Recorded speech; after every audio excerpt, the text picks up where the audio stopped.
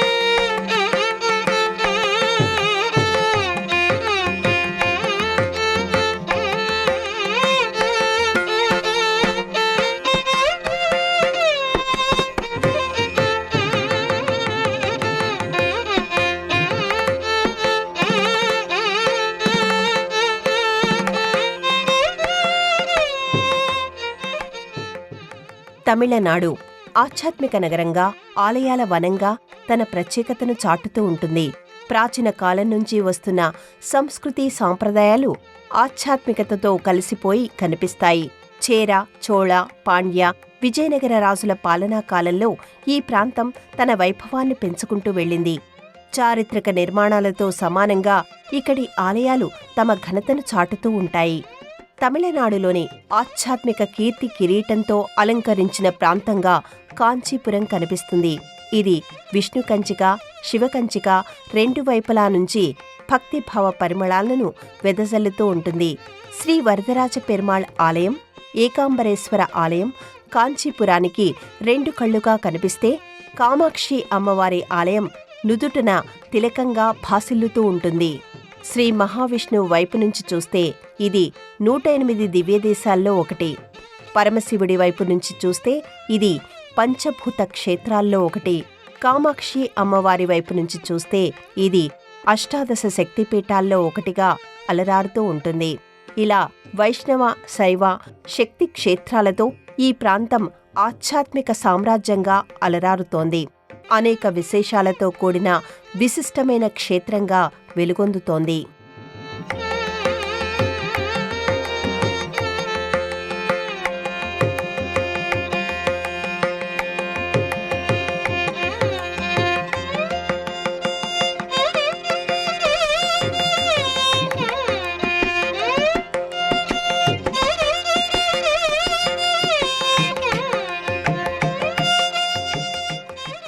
ఏకాంబరేశ్వర ఆలయ విషయానికి వస్తే, పంచభూత క్షేత్రాలలో ఒకటైన పృథ్వీలింగం ఇక్కడ ఆవిర్భవించింది. మామిడి చెట్టు కింద వెలిసిన కారణంగానే స్వామివారికి ఏకాంబరేశ్వరుడు అనే పేరు వచ్చింది. భారతదేశంలోని అతి ఎత్తైన గోపురాల్లో ఒకటి ఇక్కడి స్వామివారి వైభవానికి నిలువెత్తు నిదర్శనంగా నిలిచి కనిపిస్తుంది. 25 ఎకరాల విస్తీర్ణంలో నిర్మితమైన ఈ ఆలయాన్ని 9వ శతాబ్దంలో చోళరాజులు నిర్మించినట్టుగా చరిత్ర చెబుతోంది. విజయనగర రాజుల కాలంలో నిర్మితమైన 1000 కాళ్ల మండపం ఈ క్షేత్ర వైభవానికి ఒక ప్రతీక. ఇక కామాక్షి అమ్మవారు కొలువైన ఈ ప్రదేశం 18 శక్తిపీఠాల్లో ఒకటి. సతీదేవి నాభిస్థానం ఇక్కడ పడినట్టుగా ఆధ్యాత్మిక గ్రంథాలు చెబుతున్నాయి. భండాసురుడిని సంహరించిన అనంతరం అమ్మవారు ఇక్కడ ఆవిర్భవించిందని అంటారు. 5 ఎకరాల్లో నిర్మితమైన ఈ ఆలయంలో ఇక్కడి అమ్మవారు కామాక్షి పరాభట్టారికగా, తపో కామాక్షిగా, అంజనా కామాక్షిగా, స్వర్ణ కామాక్షిగా, ఉత్సవ కామాక్షిగా 5 రూపాలతో దర్శనమిస్తూ ఉంటుంది. అలాంటి ఈ ఆలయాలకు సమీపంలోనే వరదరాజస్వామి ఆలయం వెలుగొందుతోంది. 12 మంది అళ్వారులలో ఏ ఒక్కరూ విష్ణు సంబంధమైన క్షేత్రాలను దర్శించినా, తమ పాసురాలతో కీర్తించినా అవి దివ్యదేశాలుగా పేర్కొనబడతాయి. అలాంటి దివ్యదేశాల్లో ఒకటిగా వరదరాజ పెరుమాళ్ ఆలయం విలసిల్లుతోంది.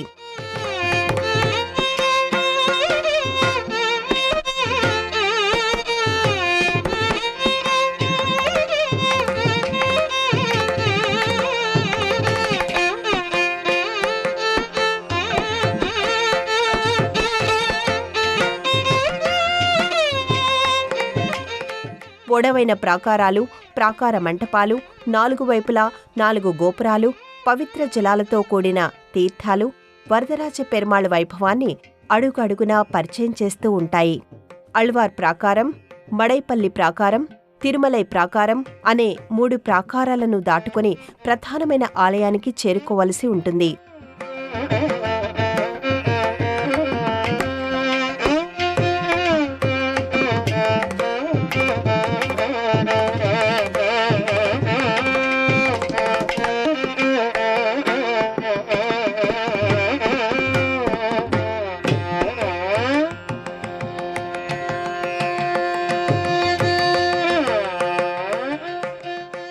తూర్పు వైపున గల ప్రధానమైన రాజగోపురం 7 అంతస్తులతో 180 అడుగుల ఎత్తున స్వామివారి వైభవాన్ని చాటుతున్నట్టుగా కనిపిస్తుంది.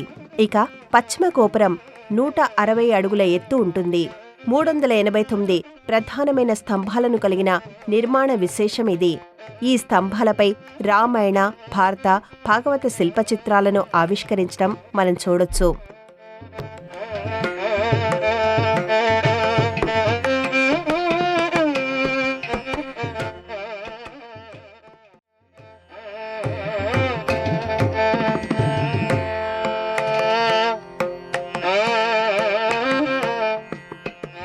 నూట 8 దివ్యదేశాల్లో స్వామివారి కొలువైన ప్రతి గర్భాలయానికి ఒక పేరు ఉంటుంది. అలా ఇక్కడి వరదరాజ స్వామివారి కొలువైన గర్భాలయం పుణ్యకోటి విమానంగా, పేరుందేవిగా అమ్మవారి కొలువైన గర్భాలయం కళ్యాణకోటి విమానం పేరుతో కనిపిస్తుంది. వరదరాజ పెరుమాళ్ స్వామి స్థానిక మూర్తిగా దర్శనమిస్తూ ఉండగా, ప్రత్యేకమైన ఆలయంలో అమ్మవారు ఆసనమూర్తిగా దర్శనమిస్తూ ఉంటుంది. ఈ దివ్య సన్నిధానంలోనే అనంత పుష్కరిణి తీర్థరాజమై కనిపిస్తుంది.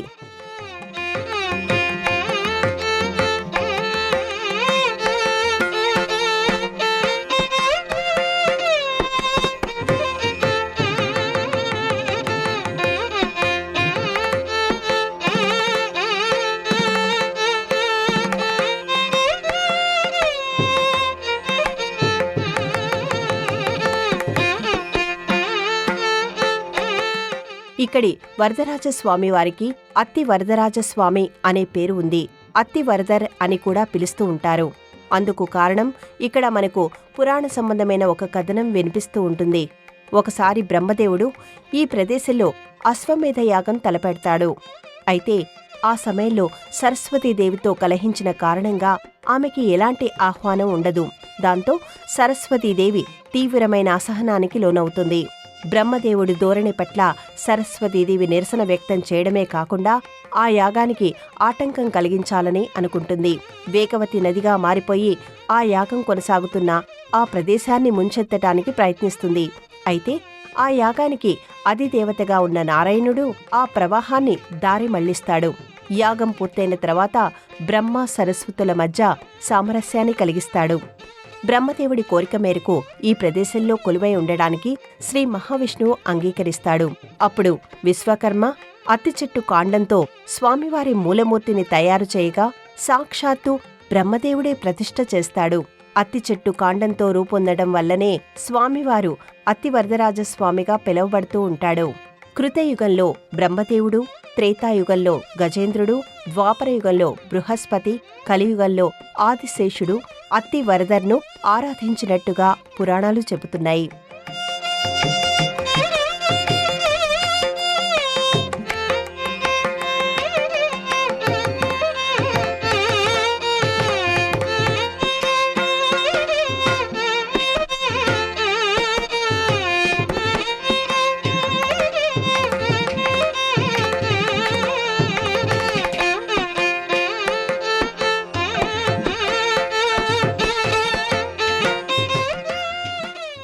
కంచిలో 7-8 శతాబ్దాల మధ్యకాలంలో వైకుంఠ పెరుమాళ్ ఆలయాన్ని నిర్మించిన రెండో నందివర్మన్ వరదరాజస్వామి ఆలయాన్ని నిర్మించి ఉండొచ్చనేది చరిత్రకారుల అభిప్రాయం.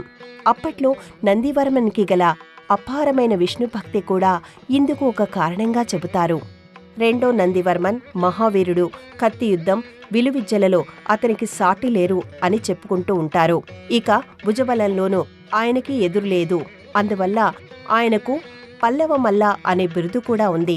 అలాంటి రెండో నందివర్మన్ వరదరాజస్వామి ఆలయాన్ని నిర్మించి ఉంటాడనేది చరిత్రకారుల అభిప్రాయం. ఆ తర్వాత చోళ, హొయసల, విజయనగర కాలంలో ఈ ఆలయ విస్తరణ జరిగిందనడానికి శాసన ఆధారాలు ఉన్నాయి. సాధారణంగా ప్రాచీనమైన ఆలయాల్లో శాసనంతో కూడిన ఒక స్తంభం కనిపిస్తుంది, లేదంటే ఒక శిలాఫలకంపై శాసనం ఉంటుంది. కానీ ఇక్కడ ఆయా రాజుల కాలానికి సంబంధించిన వందలాది శాసనాలు కనిపిస్తాయి. తమిళంతో పాటు తెలుగు శాసనాలు కూడా ఎక్కువగానే ఉండడం ఇక్కడి విశేషం. ఈ శాసనాలన్నీ కలిపితే ఒక పెద్ద చారిత్రక గ్రంథం అవుతుందని చెప్పొచ్చు. ఆయా శాసనాలు ఎవరి కాలంలో ఏ నిర్మాణాలు జరిగాయనేది కళ్లకు కడుతూ ఉంటాయి. రాయలవారి కాలంలో ఇక్కడి 100 కాళ్ల మండప నిర్మాణం జరిగిందని శాసనాలు చెబుతున్నాయి. ఈ మండపం ఆనాటి శిల్పకళా వైభవాన్ని మన కనుల ముందు నిలుపుతుంది. అలాగే ఆలయం లోపలి ప్రాకార గోడలపై గల వర్ణరంజితమైన దేవతా చిత్రాలు కూడా విజయనగర రాజుల కాలంలోనే ఆవిష్కరించడం జరిగిందని తెలుస్తోంది. ఔషధ గుణాలు కలిగిన మూలికల నుంచి తీసిన సహజమైన రంగులతో ఈ చిత్రాలను గీయడం జరిగిందని అంటారు. విష్ణులీలా విశేషాలకు సంబంధించిన ఆ చిత్రాలు ఇప్పటికీ చాలా వరకు నిలిచి ఉండటం విశేషం.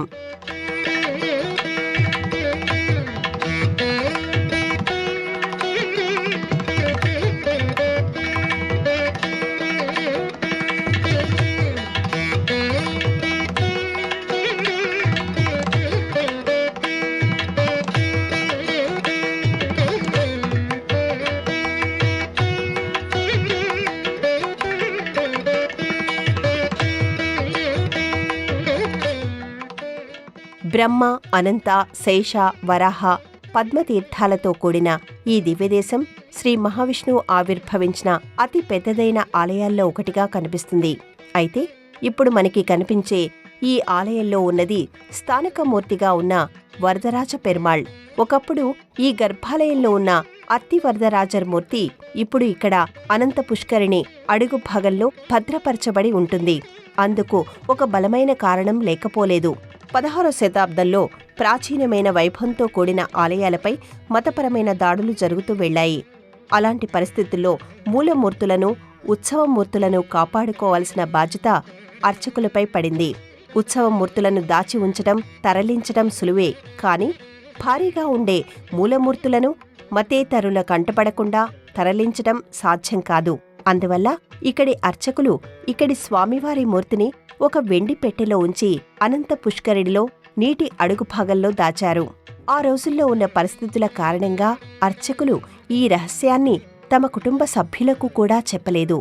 పరిస్థితులు కుదుటపడ్డానికి చాలా ఏళ్లు పడుతుంది. ఈలోగా తరం మారిపోయింది. స్వామివారి గర్భాలయమూర్తి ఎక్కడ ఉందనేది ఎవరికీ తెలియదు. దాంతో శిలతో మలచబడిన మరో స్థానకమూర్తిని చేయించి గర్భాలయంలో ప్రతిష్ఠించారు. అప్పటినుంచి ఆ మూలమూర్తికే పూజాభిషేకాలు జరుగుతూ వస్తున్నాయి.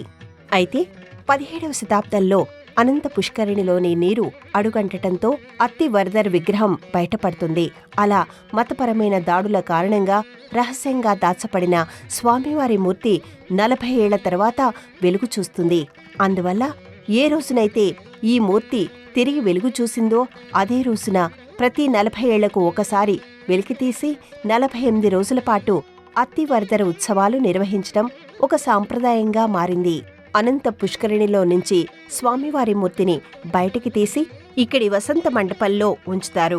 38 రోజుల పాటు శయనముద్రలో, 10 రోజుల పాటు స్థానిక ముద్రలో స్వామివారికి పూజాభిషేకాలు నిర్వహిస్తారు. స్వామివారి దివ్యమంగళ విగ్రహాన్ని చూడడానికి అన్ని దిక్కుల నుంచి భక్తజన సందోహం కదులుతుంది. ఆ సమయంలో కాంచీపురం భక్తజన సముద్రం మాదిరిగా కనిపిస్తుంది. అత్తి వరదర మూర్తిని 40 ఏళ్లకు ఒకసారి మాత్రమే దర్శించుకోవడానికి వీలవుతుంది.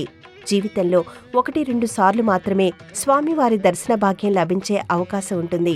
అందువల్ల స్వామివారికి 48 రోజుల పాటు జరిగే పూజలు, ఉత్సవాల సమయంలో దర్శనం కోసం లక్షలాదిగా భక్తులు తరలి వస్తారు. ఆ సమయంలో ఈ క్షేత్రం కిటకిటలాడుతూ కనిపిస్తుంది.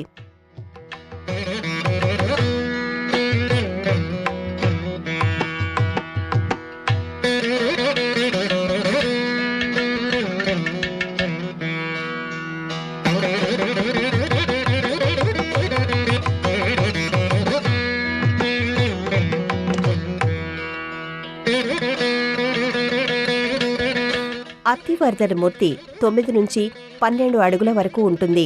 శంకు చక్రాలను ధరించిన స్వామి బలమైన బాహువులు, విశాలమైన వక్షస్థలం, కలువల్లాంటి కళ్ళు, తిరునామాలు, మరచిపోలేని చిరుమందహాసంతో సమ్మోహితుల్ని చేస్తూ కనిపిస్తాడు. ఆయనను అలంకరించడం కోసం పట్టు వస్త్రాలు, పూలమాలికలు పోటీ పడుతున్నాయేమో అనిపిస్తుంది. అందువల్ల స్వామివారి నుంచి చూపులు తిప్పుకోవడం, ఆయన సన్నిధిలో నుంచి వెనుదిరగడం అంత తేలికైన విషయం కాదని అనిపిస్తుంది. వరదరాజ అంటే వరాలను ప్రసాదించేవాడు అని అర్థం. విశ్వానికి వైభవాన్ని పరిచయం చేసే స్వామి, సూర్యుడికి తేజస్సును, చంద్రుడికి వెన్నెలను ప్రసాదించే స్వామి, సౌందర్యానికి సమాధానమై నిలిచే స్వామి, అభయముద్రతో భయాలను తొలగించే స్వామి, దర్శనమాత్రం చేతనే జన్మలను తరింపచేసే స్వామి, జనం మధ్యలోకి వచ్చి ఉత్సవాల్లో ఉత్సాహంగా పాల్గొనడం చూసి తీరవలసిందే. ఈ 48 రోజుల్లో అనునిత్యం ఆ స్వామివారిని దర్శించుకోవాలని కొందరు, అనుక్షణం ఆ స్వామిని సేవించుకోవాలని కొందరు, ఆ స్వామిని అలా చూస్తుండిపోవాలని కొందరు అనుకుంటారు. ఎందుకంటే భక్తులు ఆ స్వామి సేవలో ఉండాలని, సన్నిధిలో ఉండాలని, సమీపంలో ఉండాలని కోరుకుంటారు. అలాంటి స్వామి తిరిగి జలాదివాసానికి వెళుతూ ఉంటే సమస్తము కోల్పోయినట్టుగా బెంగపెట్టుకునే భక్తులెందరో ఇక్కడ కనిపిస్తూ ఉంటారు.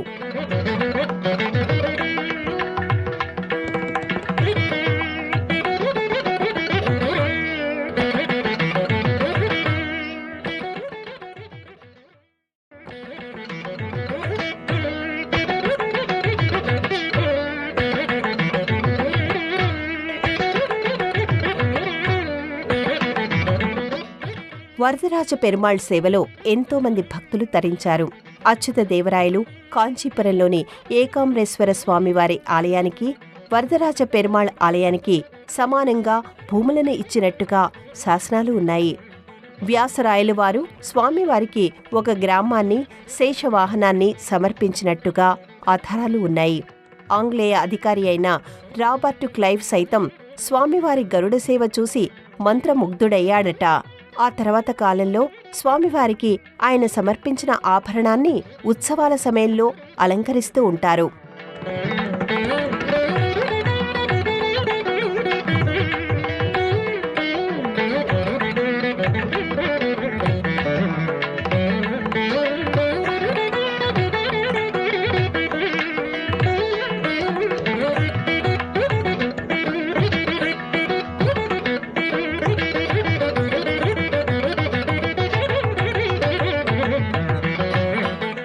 అత్తివరదర స్వామి ఇక్కడ ప్రత్యక్షంగా ఉన్నాడనడానికి నిదర్శనంగా అనేక సంఘటనలు కనిపిస్తూ ఉంటాయి. అప్పట్లో తిరుక్కచ్చి నంబి స్వామివారికి చామర సేవ చేస్తూ ఉండేవారు. ఆ సమయంలో ఆయనతో అత్తివరదర్ మాట్లాడుతూ ఉండేవారట. రామానుజుల వారి సందేహాలకు సంబంధించిన సమాధానాలను నేరుగా స్వామివారిని అడిగి తెలుసుకుని చెప్పిన మహాభక్తుడే తిరుక్కచ్చి నంబి. రామానుజుల వారు ఈ క్షేత్రంలో చాలా కాలం పాటు ఉండి స్వామివారి సాక్షాత్కారాన్ని పొందినట్లు చెబుతారు. అలాగే వ్యాసతీర్థులు, వాదిరాజతీర్థులు, వేదాంత దేశికుల వారు, తిరుమంగై అళ్వారులు, త్యాగరాజస్వామి, ముత్తుస్వామి దీక్షితులు స్వామివారిని కీర్తిస్తూ సేవిస్తూ తరించారు.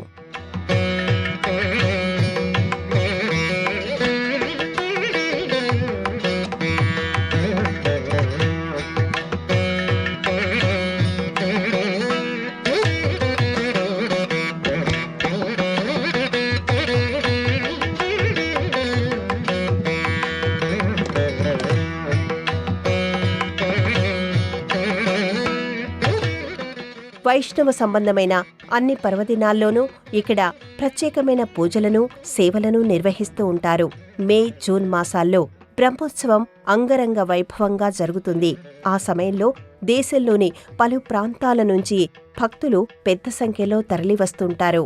చాలా కాలం వరకు కృష్ణదేవరాయలు వారు సమర్పించిన రథాన్ని ఉపయోగించారనేది ఇక్కడి రికార్డుల్లో కనిపిస్తుంది.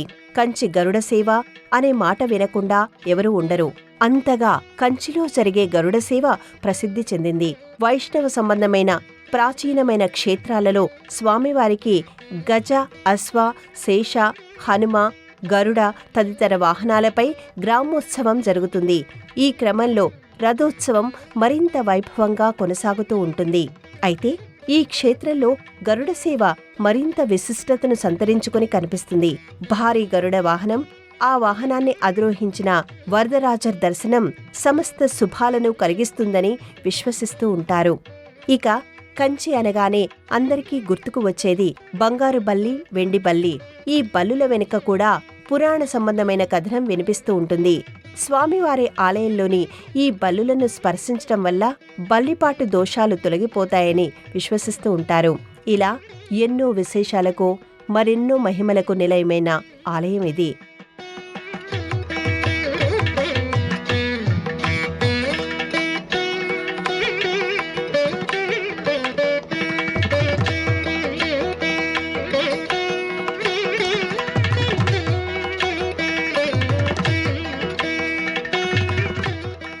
ఈ ఆలయం తలుపులను అనునిత్యం ఉదయం 6 గంటలకు తెరుస్తారు.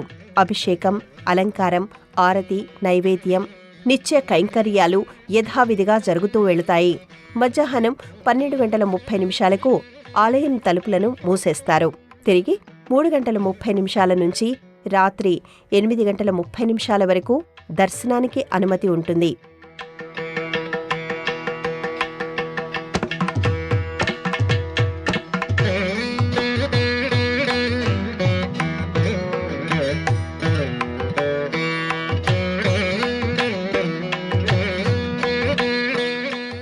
సాక్షాత్తు శ్రీమన్నారాయణుడు దిగివచ్చిన ప్రదేశం.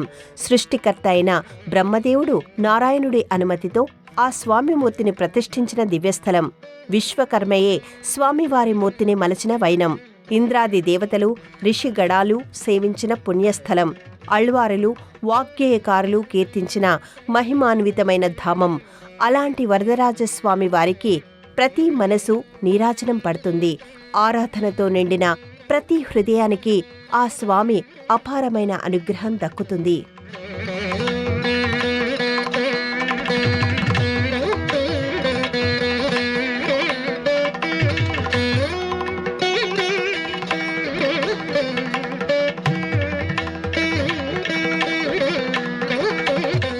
దేశంలోని అన్ని ప్రధానమైన నగరాల నుంచి చెన్నైకి రోడ్డు, రైలు, వాయు మార్గాలు ఉన్నాయి.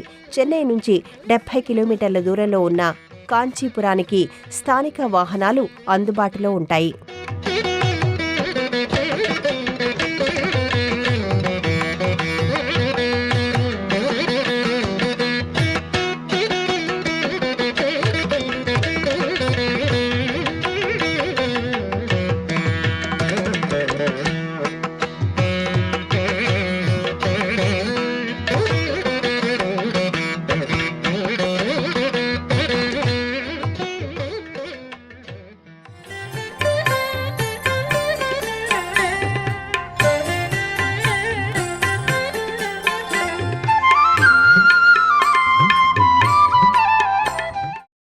ఈ కార్యక్రమాన్ని తిరిగి చూడాలనుకుంటే www.youtube.com/@ETV Life Spiritual లో చూడవచ్చు.